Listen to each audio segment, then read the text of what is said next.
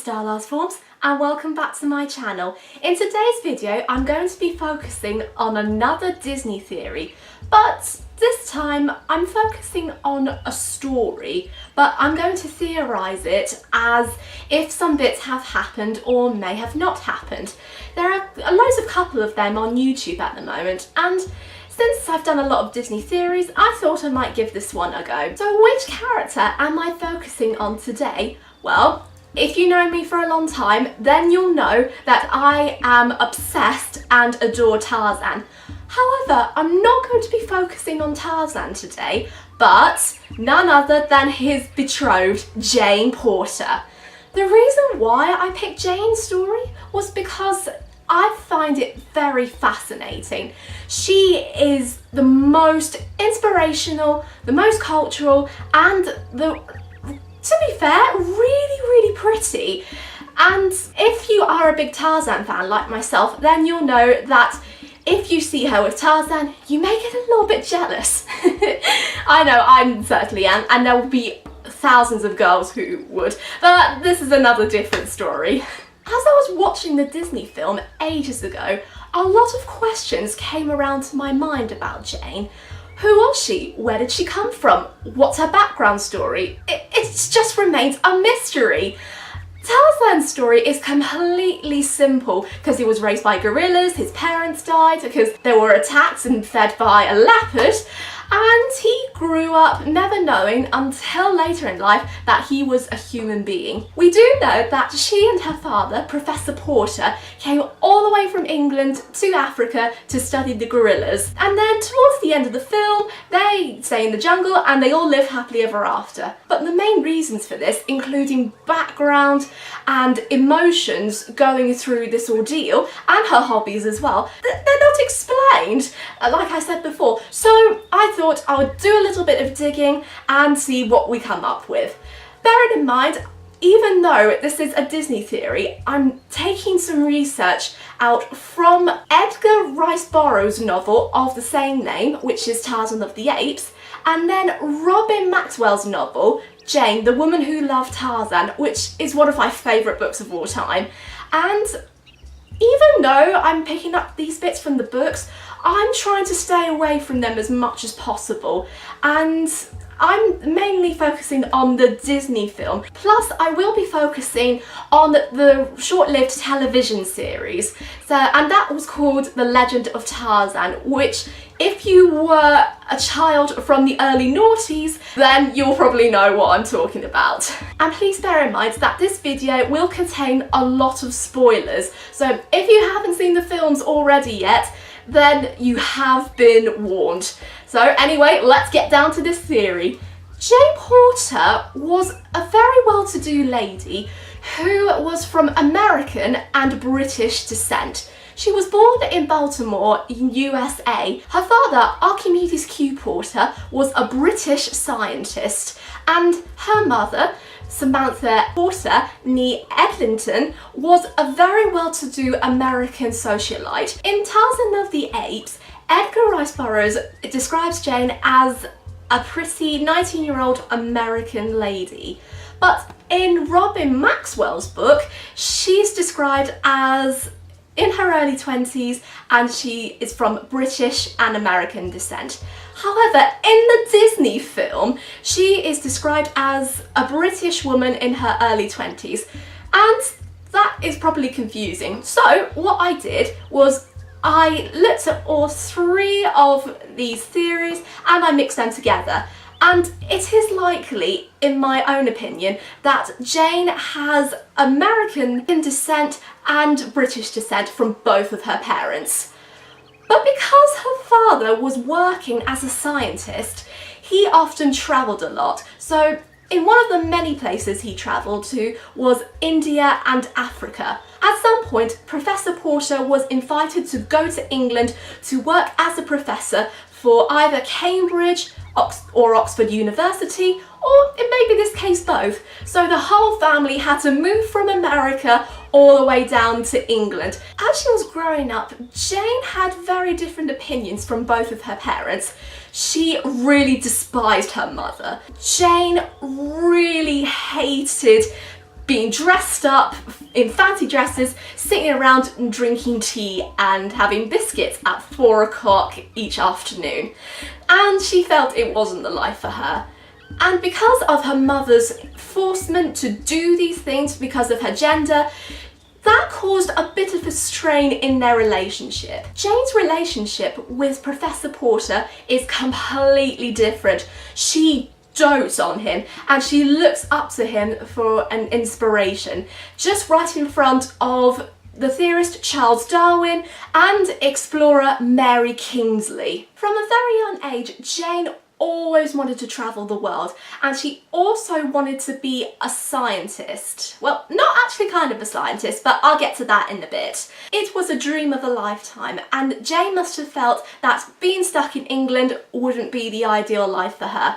What would she prefer to do is to go out to the outdoors and spot a few animals, where she can either study them with her father or do some creative art such as drawing and painting. As she matured, Jane's passions grew bigger and bigger, and so much so that when she was a teenager, she decided that there will be 1 or 2 subjects, or in this case 3 subjects, that she was really interested in studying and may have a career out of it too. So the first subject that Jane wished to study was paleontology. Paleontology, which means the branch of science concerned with fossil plants and animals. So in order to explain human evolution, scientists have to do a little bit of digging and they have to examine fossils from ages ago. And the next subject Jane was interested in to study was primatology. Primatology, which means that Jane and the professor had to explain and compare behaviours from chimpanzees and humans. However, in primatology, they focus on just the primate behaviour. And lastly, she was interested in biology because in Robin Maxwell's book, Jane had to do some opening dissection. So that's when you have to dissect an animal that was already dead or a human, cut it with a knife and describe the different body parts of that animal or that human. And because the professor found that Jane has a passion for these theories, he decided to find her a place at Cambridge University, which was in Newham College in Cambridge. Jane found out that she was the only woman doing the course because in earlier 20th century England, women weren't allowed to study these things because only men were permitted to do so. It was ideal that a woman's place was in the home, serving tea, just gossiping and doing the housework and chores as well. But the professor saw that even though she was a woman, Jane had a male mind. However, their luck was about to change when at some point the professor was invited to travel to Africa to continue his research and theories on primatology. And he invited Jane to come along. Together, the two of them, along with the safari guide Clayton, they travelled to Africa to study how gorillas lived and socialised within the troop. And it was at that very moment where Jane met Tarzan. But because they had limited time in the jungle, Clayton was kind of pushing them just to get on with the research. It was decided that the professor and Jane should start teaching Tarzan how to read, how to write and speak the ways of man. And Jane and the professor were hesitant about staying or going back to England because of friends, family and society. However, Jane realised that she fell in love with Tarzan and she decided to stay with him, as well as did Professor Porter. After Jane's decision to stay in Africa, Tarzan and Jane got married and became mates for life. And as she adjusted herself into the new environment of the jungle, Jane is often seen as a damsel in distress. She becomes very homesick and she wishes to go back to England just to be reunited with her friends and family. But she didn't really want to leave Tarzan because after all, he's part of her family now. And wherever families go, they always stick together. And even though she is a damsel in distress, there have been times where Jane plucked up the courage to defend not only herself, but for her husband Tarzan and for her gorilla family too. So a few examples of this was trying to save her husband from Queen La and her plans to becoming Tarzan's second mate, and saving the gorillas from a giant snake called Hister, who has a plan to destroy gorillas' lives and possibly eat them. Despite her bravery, Jane's personality and her beliefs question over Tarzan's leadership within the gorilla troop. She still has some beliefs of how it is done from England, because she really can't let go of civilized customs. She also tries to make Tarzan civilized when he hangs out with her friends, but Tarzan doesn't really like that, and every time she tries to make him do something or even mentions it, Tarzan gets pretty cross. But despite having different opinions and different beliefs, Tarzan's love for Jane is very inspiring and very sweet. Tarzan cannot live without Jane, and it is said in one episode, Jane is my only reason for living. which I think is really touching, and it just goes to show that Tarzan will never ever stop loving Jane. But there are one or two clues that still puzzle me, and I really haven't figured them out yet. First of all, there is a question of Jane's mother, Samantha. In the Disney film, the Disney television series, and in the original novel, Jane's mother is not seen, and although in the novel she's not mentioned at all, in the Disney films, well, not the Disney films, but the television series as well, she's only mentioned twice. One of them was when the professor said, takes after her mother, you know. well, in the television series, Jane draws a picture of Samantha and she explains to Tarzan, Well, silly as it sounds, it makes me feel as though she's still watching over me. and before I knew these words, I thought that if Samantha was still alive, then the professor would either have separated with her or got divorced.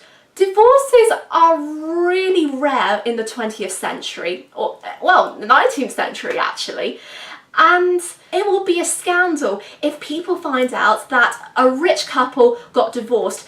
And before you had to get divorced, I found that you had to have some proof. So people have to give evidence for reasons why they want to get divorced, and the two most common ones are violence and adultery. But because of Professor Porter and Jane's describing of Samantha are very touching and sweet rather than being angry, it is likely that the Professor and Samantha are not divorced at all. And like all mothers in the Disney film, she must have died when Jane was very young, either in her childhood or just right before she goes to Africa. And then another thing really puzzles me. Where did she get the inspiration to do her arts and crafts? But in my mind, since the professor was not creative, it's come to my attention that it may have been passed on through Samantha. And I'm going to end this video here. I really hope you enjoyed it, and hopefully it was a success, because if it was, then I may continue with these type of theories again. I know I've got a lot of theories to do and I'm still trying to catch up, so you're going to have to bear with me, I'm afraid. I want to hear your thoughts on this. What do you think on Jane's story? Are there things that you agree with? Are there things you disagree with? Or have you got any other theories of your own explaining why Jane stayed in Africa to be with Tarzan? Or what was the story behind the relationship between her and her mother? As always, leave your thoughts in the comment section down below and I would love to chat to you on this one. If you did enjoy this video, please give it a thumbs up, and if you are new to the channel, don't forget to hit the subscribe button and turn on the notification bell for more future videos where I upload on Sunday, Tuesday and Thursday, and the occasional video on Monday. It's not really guaranteed it'll be a Monday, but I'll let you know when it is on social media, where all of these links are in the description box below. And with that, I'll catch you very soon. Goodbye! What a wonderful